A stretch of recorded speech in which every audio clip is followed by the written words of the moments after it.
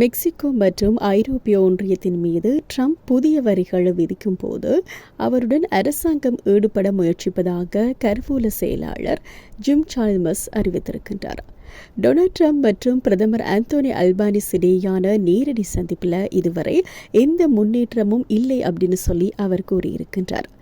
G7 உச்சி மாநாட்டின் போது ஜனாதிபதி ட்ரம்புடனான சந்திப்பு எதிர்பார்க்கப்பட்டது. ஆனால் ட்ரம்பினுடைய திடீர் வெளியேற்றத்தால் விவாதங்களுக்கான வாய்ப்பு இழக்கப்பட்டது.